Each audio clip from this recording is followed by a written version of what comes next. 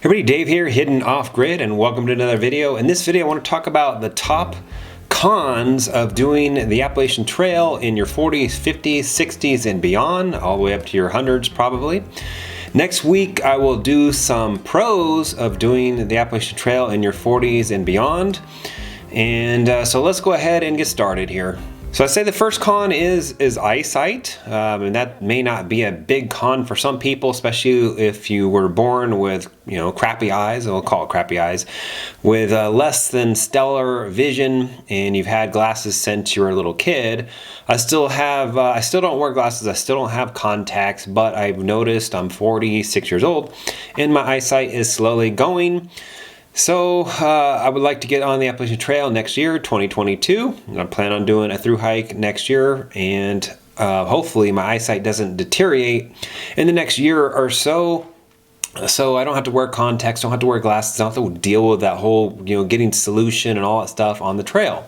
So right now I probably don't have 20/20, so because I noticed it is going slowly but surely, but I doubt it's 20/20. I still have great sight, I can still see up close, I can still see far away, but I notice I am straining a little bit more than usual. I'd say the next con is family. If you got kids or something like that, or you got a wife, then getting away from them, missing their birthday or missing, anniversaries or something like that could be a con, especially if you miss them dearly, and you're not an introvert and, can be away from your family or something like that. Like I could probably be away from my family, but I don't have a family, so I don't really know how hard it is to be away from your kids for, 4 to 6 months. For some people that could be trouble.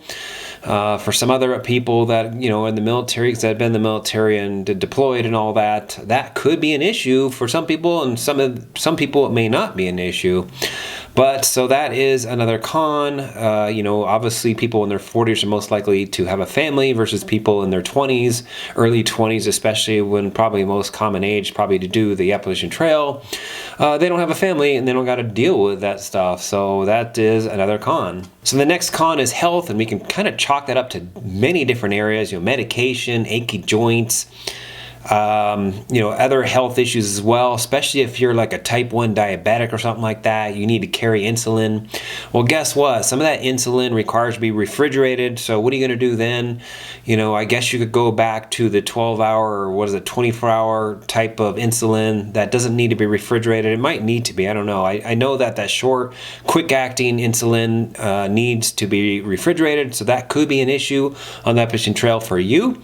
It might, I would have say for somebody like that, we'd probably have to have somebody following you in a RV or a car along the trail. Maybe every 15 miles or so you stop and you get your insulin refill or something like that. Hopefully, you're on a pump, and if you're hiking, maybe your basic rate's going to be even lower, so you might not actually need to be taking as much insulin or something like that. But we can chalk it up to other medications as well. You got heart issues, or you got Alzheimer's. I don't know, some other health issue or something that could prevent you from doing the Appalachian Trail. And so that is a con. Obviously, if you're older than 40 years old, that you got to deal with.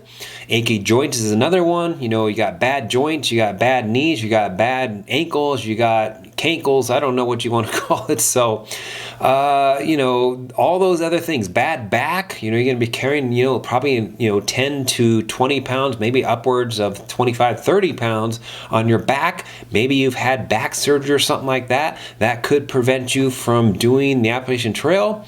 What if you're in a wheelchair and you want to do the Appalachian Trail? You're probably SOL, because there's parts of the Appalachian Trail where you need to get on your hands and knees and go up sides of rocks and stuff like that. So you're pretty much going to be not be able to do the whole trail on a wheelchair, and most likely probably not going to be able to do, the bulk of the trail in a wheelchair. I'd say if you have prosthetic limbs, you might be okay. It's obviously going to be a lot harder for you, but that is a con right there. So, obviously, hopefully you can get on the trail before anything catastrophic happens to your body.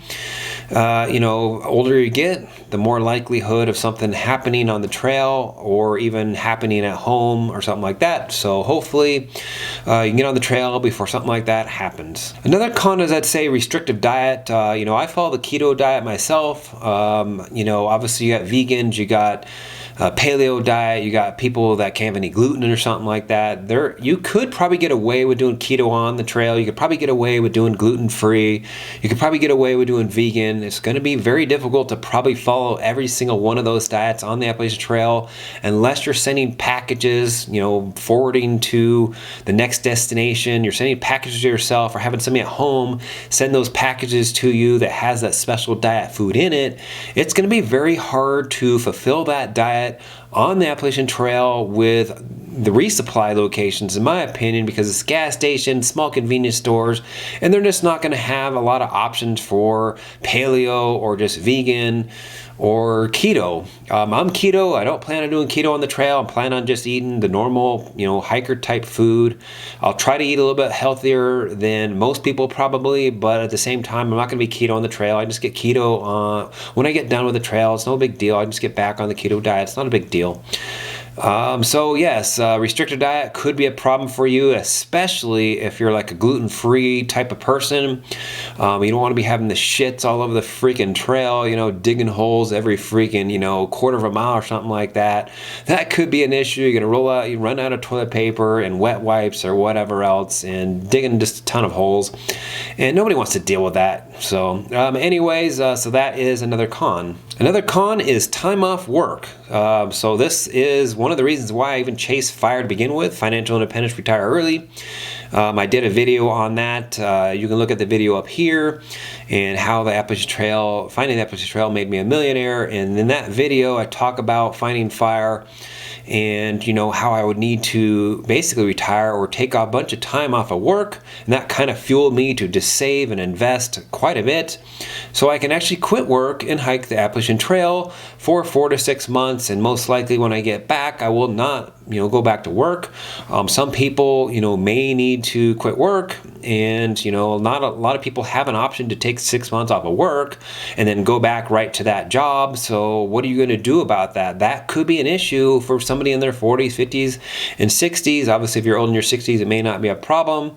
If you're in your 20s, and this video is not specifically for people in their 20s, but if you're in your 20s, you probably just have an odd job anyway, and you can just take the time off. And matter of fact, it'll be a great journey for you, great reflection, great thinking, time alone on the trail to think about what you want to do after the trail. So that is another con, I'd say, in your 40s is literally time off of work. Another con is money. And that one actually could be a pro as well. So in your 40s, you might have responsibilities, right? Like you might have kids, you might have other bills that you got to pay. So taking time off of work, you're not going to have any money coming in possibly. So what are you going to do for money in your 40s, 50s, and 60s to hike the Appalachian Trail? Obviously, it doesn't cost that much to hike it. You can do budget gear. My gear is pretty much the lightest stuff you can buy. But that was just my thing. I wanted to spend the most money I could.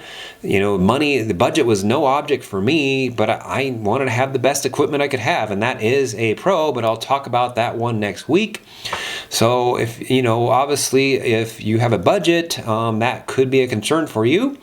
Obviously if you're quit working and you have a family to take care of, that could be an issue. So money is another con. And I'd say the very last con that I could come up with is responsibilities, right? You have bills that need to be paid. It kind of goes along with the money. But what if you had, you got family members you got to take care of, like older, your folks, right? Your folks are just, maybe they're, very elderly and they need to be cared for or something like that. Or maybe you have other responsibilities, businesses or something like that you need to attend to. Maybe you have other responsibilities like bills or picking up people's mail or watering somebody else's house plant or something like that. So just responsibilities in general. Obviously, the older you are, the more responsibilities you're going to have most likely. So somebody in their 20s or early 20s are most likely not going to have a lot of responsibilities, if any, really. maybe a car payment or something like that, but that can still be dealt with in your 40s. So most likely, you know, you should have that car paid off. I mean, it is what it is. So those are all the cons I could come up with. So if you enjoyed this video, please go ahead and comment below. Let me know if you could come up with any cons as well. You can go ahead and hit me up on my social media, my Twitter and my Instagram, or you can shoot me an email or Facebook me if you want. So until next time, go ahead and like and subscribe, and we'll see you in the next video.